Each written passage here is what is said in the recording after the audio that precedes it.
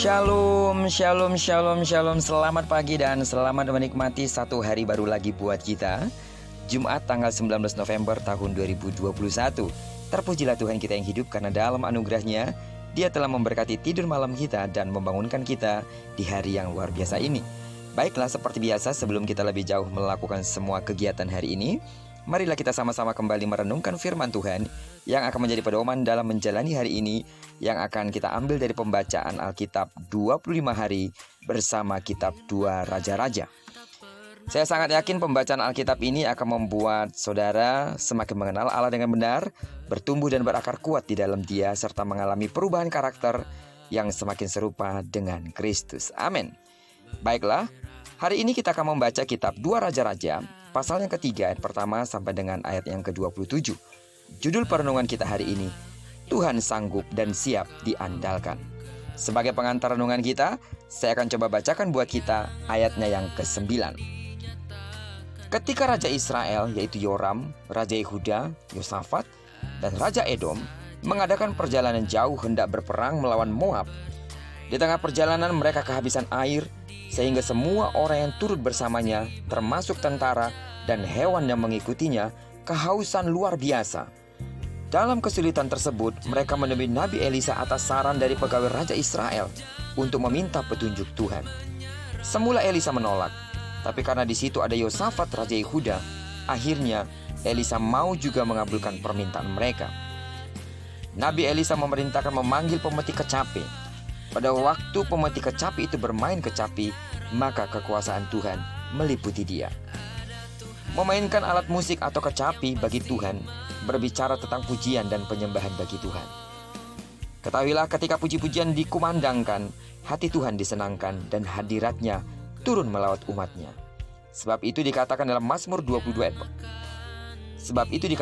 Mazmur 22 ayat keempat, Engkaulah yang kudus, yang bersemayam di atas puji-pujian orang Israel.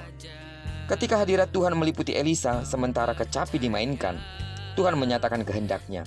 Di dalam ayat ke-16 berkata, Beginilah firman Tuhan, biarlah di lembah ini dibuat parit-parit. Meski secara kasat mata kamu tidak akan mendapat angin dan hujan, namun lembah ini akan penuh dengan air, sehingga kamu serta ternak sembelihan dan hewan pengangkut dapat minum, dan itu pun adalah perkara ringan di mata Tuhan. Bahkan mereka mendapatkan berkat yang lebih dari Tuhan. Di dalam ayat yang ke-18 berkata, juga orang Moab akan diserahkannya ke dalam tanganmu. Sidang jemaat Tuhan yang saya kasih dalam nama Tuhan Yesus, lewat perenungan kita dalam pasal ini, kita mendapati bahwa Tuhan Allah Israel yang kita kenal di dalam nama Yesus adalah Allah yang sanggup diandalkan. Pergumulan berat apa yang sedang saudara hadapi? Pergumulan ekonomi keluarga, pergumulan sakit penyakit, dan pergumulan-pergumulan yang lain. Masalah-masalah berat yang secara manusia mungkin kita berpikir tidak akan ada jalan keluar. Jangan putus asa.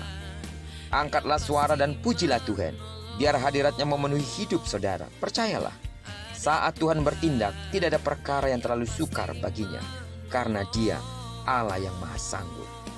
Amin. Apapun persoalan-persoalan saudara hadapi saat ini, jangan pernah beranjak dari keyakinanmu bahwa Tuhan tidak pernah kehabisan cara untuk memberikan solusi yang tepat buat kita. Jangan izinkan iblis menguasai hati dan pikiranmu, sehingga kadang-kadang iblis mulai mengendalikannya. Supaya apa? Kita melakukan hal-hal yang tidak berkenan kepada Tuhan. Jangan mau dikendalikan olehnya, tapi biar Roh Kudus memenuhi hati dan pikiranmu, sehingga harapanmu tetap kuat di dalam Tuhan. Dan percaya bahwa Tuhan tidak pernah terlambat menolong orang-orang yang berseru dan berserah kepadanya. Di dalam Yeremia pasal 32 ayat yang ke-27 berkata, Akulah Tuhan Allah segala makhluk, adakah sesuatu apapun yang mustahil untukku? Ini menjadi sebuah janji bagi kita. Bagi Tuhan tidak ada yang mustahil. Amin. Diberkatilah kita sepanjang hari ini dan digenapi firman-Nya yang berjanji bahwa apa yang dikerjakan tangan kanan dan tangan kiri kita dibuat yang berhasil. Kemanapun kaki kanan, kaki kiri kita melangkah, di sana kemuliaan Tuhan akan dinyatakan. Diberkatilah kita bersama dengan orang-orang yang kita kasih, serta bersama dengan orang-orang yang kita cintai dimanapun mereka berada. Terpujilah nama Tuhan. Shalom.